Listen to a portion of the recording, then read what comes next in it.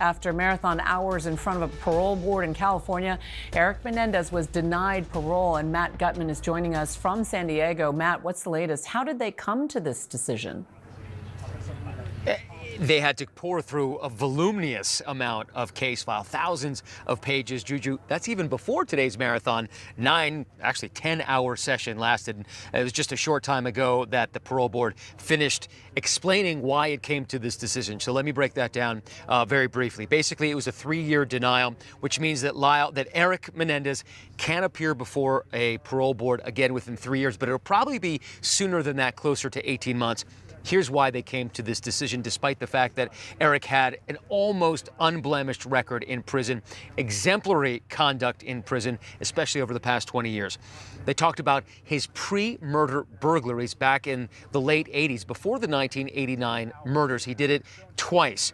They also talked about his multiple cell phone violation infractions that Erik had smuggled, or had cell phones smuggled into the prison. He paid $1,000 for one. He apparently took another from a prison guard, or bought one from a prison guard. And that, according to the parole board, showed a certain level of criminality. And finally, it was the shotgunning of Kitty Menendez, Erik and Lyle's mother. That is something that the parole board simply could not get beyond. They basically said she didn't have to die, and asked Erik point blank, "Why did you shoot her?"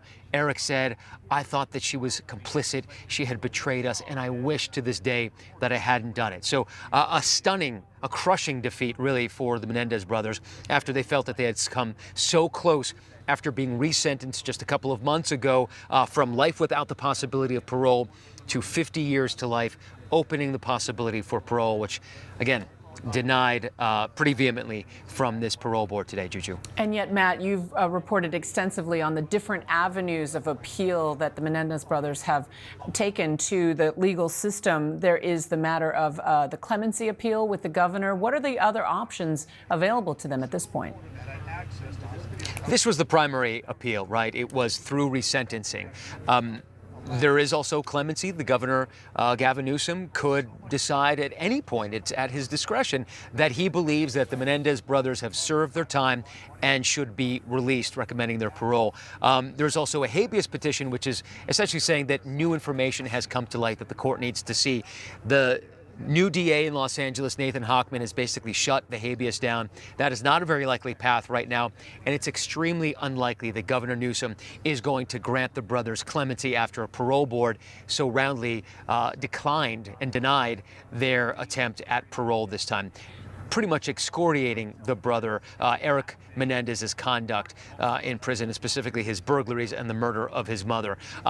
There were some glowing statements. He did mention that the hospice work and Erik's conduct and creation of various programs, including a green space program in that prison behind me, was something that was commendable. But he found overall that this is not a person who is fit to be released. And again, the primary standard here is whether Erik poses an unreasonable risk to society if released. And of course, tomorrow, Lyle Menendez will be up.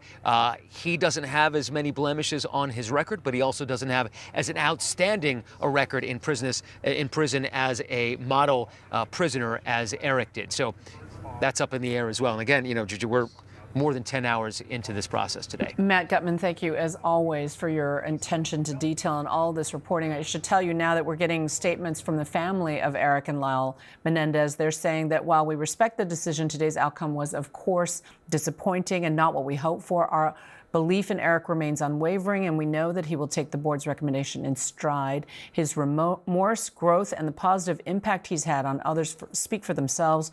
We'll continue to stand by him and hold hope that he'll be able to return soon. They also point to tomorrow's hearing with Lyle, who will also face the similar members of the California parole board.